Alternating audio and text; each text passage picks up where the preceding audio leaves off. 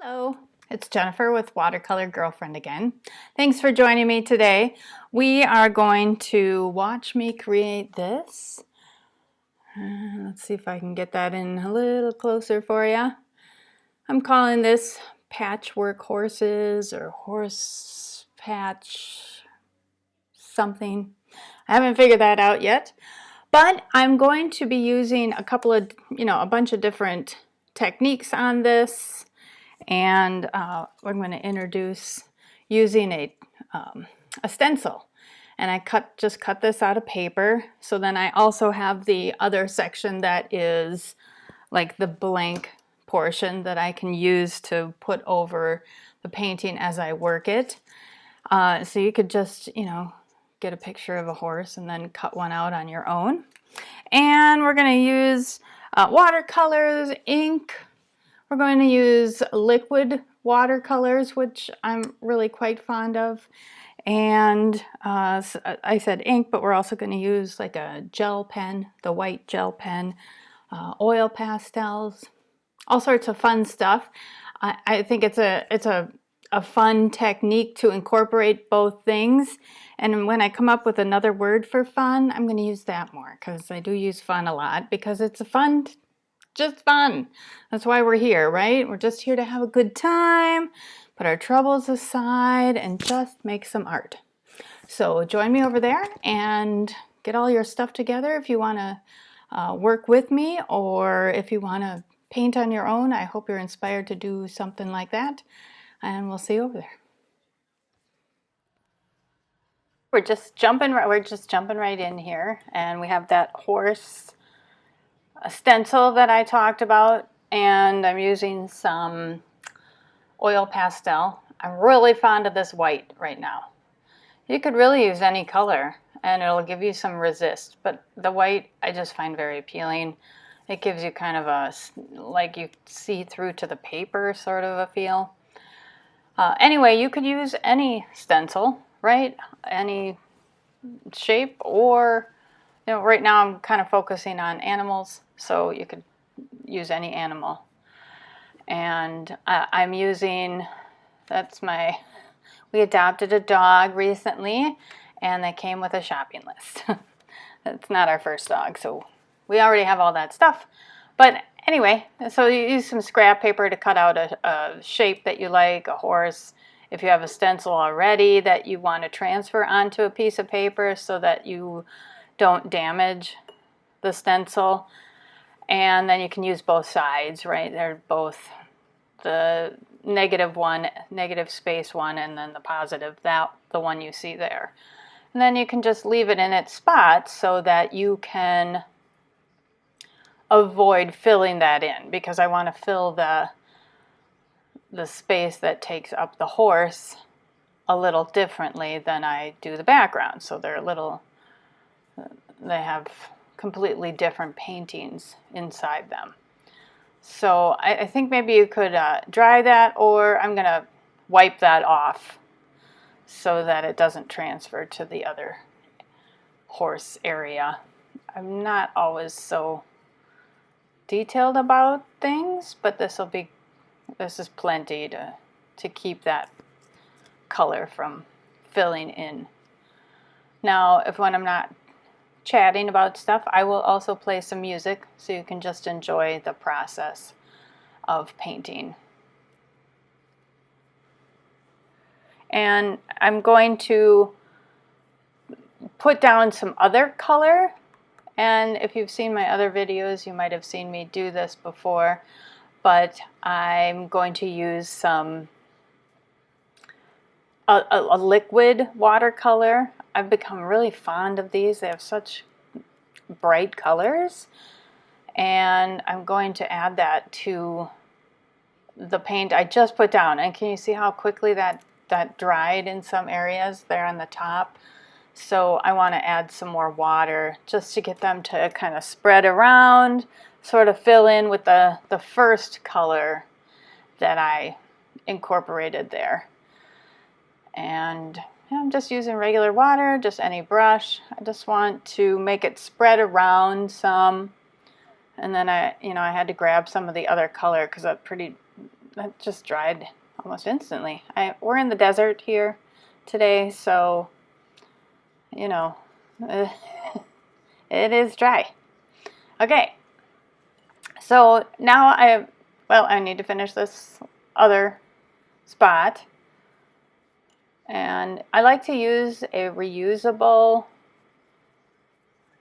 rag there that you saw, a cotton rag, instead of disposable. And you can always wash it, you know, with all your rags or whatever, dog towels or whatever you have, so that, you know, you're not creating more trash. And then I'm going to add another color here. I love most of the colors that I've been working with. This really pretty blue. I apologize you can't see that as well from the reflection. But you know, position that over. You don't have to be so precise where you tape it down or anything or glue it.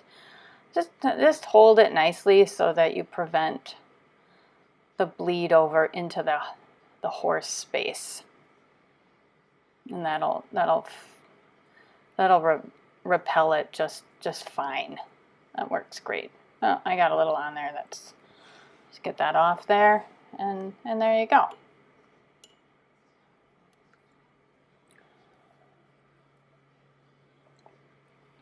Yeah, I had a little more on one of the legs, so I just wanted to remove that. It didn't come off completely. I'm blotting, but we'll figure that out once we take care of the horse. See, and this paper is so nice that even just rubbing it like that with the Q-tip, it doesn't pill or pull up or tear. You know, it can take some doing. And I'm going to put in some salt and get some nice textural look from that, wherever it hasn't dried again quickly. I just put in some salt. And then I'll show you later how that kind of turns out. If you haven't used salt before, I would recommend giving it a try and seeing the textural looks that you can get. And then you would just take it off once it's dried. You know, not too dry, but a good amount so that it doesn't rub your paint off. And I'm going to do the other side. I really enjoy working with 2 paintings at a time. Sometimes I work in 3 or 4, but right now, because it's this, you know, kind of the size there of my sketchbook, that it works just fine to do 2 at a time. I'm going to get some splatters. I just really love this process because it incorporates a lot of different textures, patterns. It really creates some depth to a painting when you incorporate a lot of different things. So now you can see where the salt has dried. I'm going to zoom in here so you can see that a little bit better. And it leaves sort of a pattern, and I've taken that off as much as I can get it off. Sometimes it doesn't want to budge. But yeah, I think that's makes it interesting. So I apologize, but for some reason the camera didn't catch it. I added some Frisket and I put it on the sections of the horse. You can kind of see it looks maybe white and it's all reflective there. And now I'm going to paint over those areas in the horse, both horses on both paintings. And I'm kind of dabbing around. I just want to kind of get a feel for how it's going to look without really committing too much. But, you know, filling in the legs and all the sections. And you can go over the Frisket if you haven't used that before. It's real easy. It's kind of like rubber cement. So if you've used rubber cement, you know, I should look into it, but I don't know how this is. It removes a little bit better, sticks a little.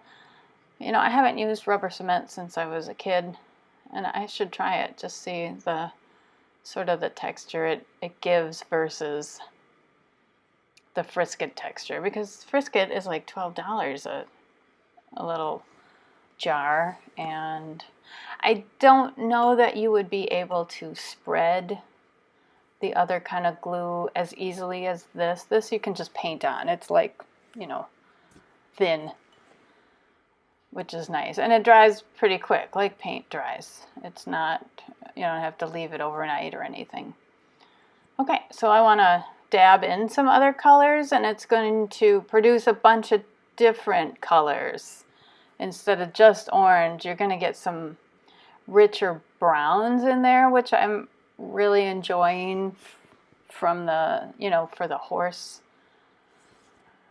fur, I guess, horse hair. I don't know that it's, you know, has to be anything similar to what a horse looks like, but I really enjoy what, like I said, I really need to come up with a better word for enjoy. But I thought it came together really nicely, and I wasn't even sure. So sometimes I don't know what's going to happen either. You know, I'm trying things as well, and as this was happening, I'm like, I don't know. You know, I don't know. Usually I can pull out of a bad turn, and it's looking kind of crummy, and I can usually fix that. Excuse me, with, you know, painting skills that I've had for many years. Oh, here's the Frisket. I wanted to make sure you could see that bottle. As I'm gonna, oh, I apologize. I finished adding the orange and it's dried. So now I can come back and take care of the Frisket and get that off of there. And you can see it comes off real easily. Just rub it with your finger and go all over the horse. You know, if you leave it, it's going to look pretty crummy on your painting, and it has kind of a reflective quality. It really won't blend in if something is missed. So take all that off.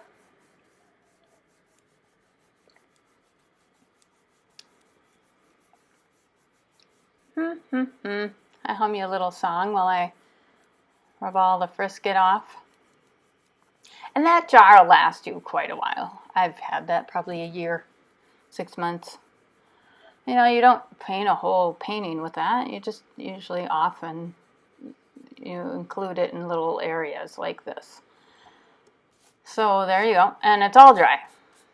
So I let it sit, and I turn the camera off. So it'll sit, and then I'll come back as it dries. I used to use a hairdryer or a heated, like a heat gun kind of thing. I thought it wasn't great. It took too long, and I wound up just standing around drying this piece. So now I just turn the camera off and I go do something else while it dries.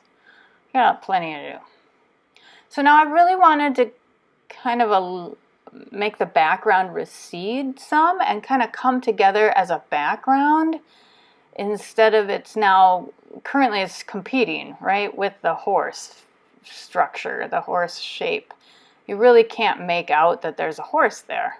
So I'm going to, and it did start to blend with the blues and the greens, and I didn't really care. I thought it was fine. I thought it looked good. It looked interesting, and we can make that work. That's great. So now, you know, I wanted to, like I said, kind of push the background back some, and then make the horse kind of pop out a little bit more. So to do that, you kind of have to incorporate all of the paint in the background, all the shapes. Otherwise, it's going to continue to compete with your horse shape. So I'm just adding a little bit more yellow, painting in all the spaces that consist of the background. I'm going to do that on the other side and follow the horse as well. Plus I really just like that yellow. That's nice. It goes nicely with all these other colors. And I love to go over watercolor and create that layered effect.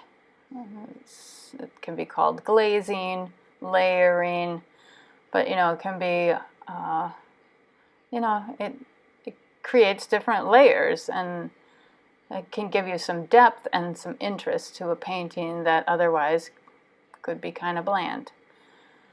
So there we go.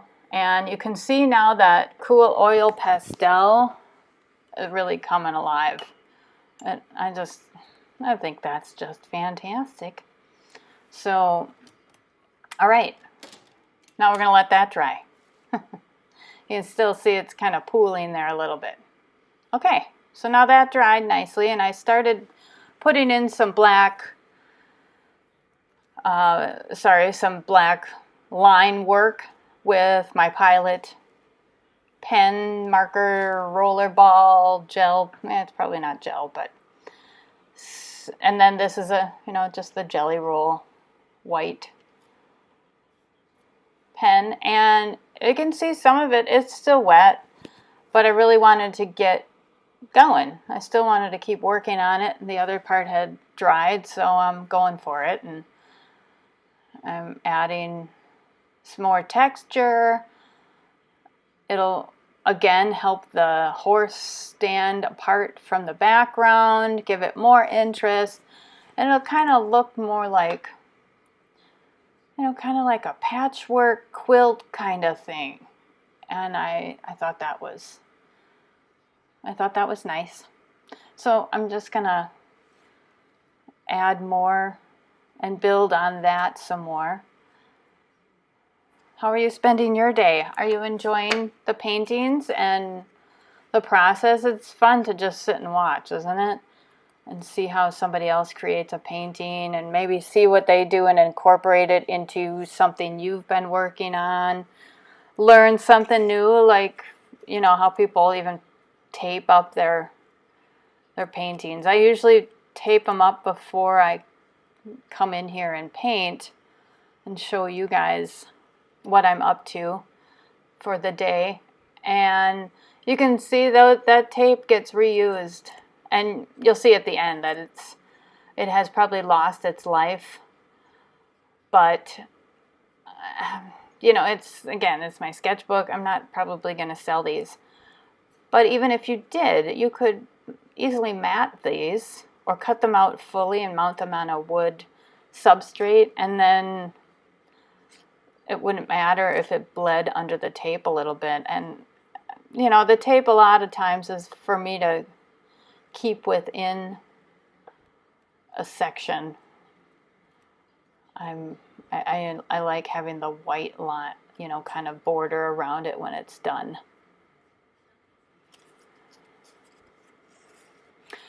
I also like to let everybody know that you can find me on Instagram, and my website is also listed in the description. You can find me over there talking about art, talking mostly about watercolor, right? Some of the gear I like. If you guys have any questions about stuff, or the techniques, or the supplies that I use, the watercolor gear, please leave those in the comments. I enjoy whatever you guys have to say. Don't be mean. I think we all know that now, right? We're done. Everybody's not going to be mean anymore. Everybody's going to be friendly, and if you don't have anything nice to say, we're really just going to move on. Now, if you have some concern or whatever, please let me know, but otherwise, this is just happy watercolor painting.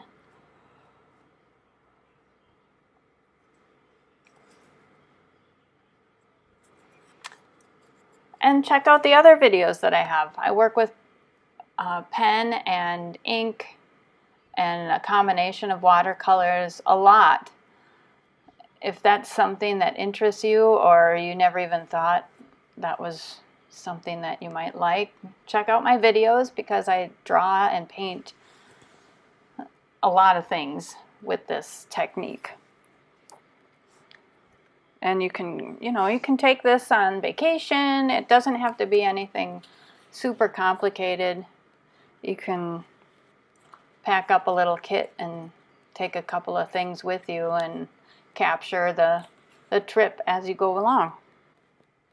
Okay, so we're almost finished. Just having a good time filling in spots. And you can see how that really helps it come to life, right? And the background starts to recede. I'm going to add a little bit more, which, I'm sorry, the camera cut out on that too, but you can see some of the circles I added with a Q-tip right there.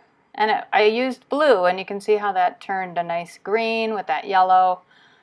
And I'm going to wrap it up here and take off the tape. Very simple. It's really gotten all tangled up in there. But then it did bleed through, and I'm not really going to worry about it. I'm just going to cover that with some acrylic paint, some white, and you'll only see me put on a layer here. I'll put a couple of layers on there probably, but like I said, you could just cut those out. You could put a mat over each one. You could just leave it because it's in your sketchbook, or you could, a little too much there, or you could cut the whole thing out and mount it like on a board or on a canvas, something. I hope you had a great time and enjoyed watching what I created, and I hope, like I said before, that it inspires you to make something. I've just been doing them in my watercolor sketchbook, so it's like a thicker paper, like 140 weight, which I really enjoy using, but it certainly wasn't like super expensive. It's something that I enjoy. I like to have something that I can cart around with me or keep a collection of.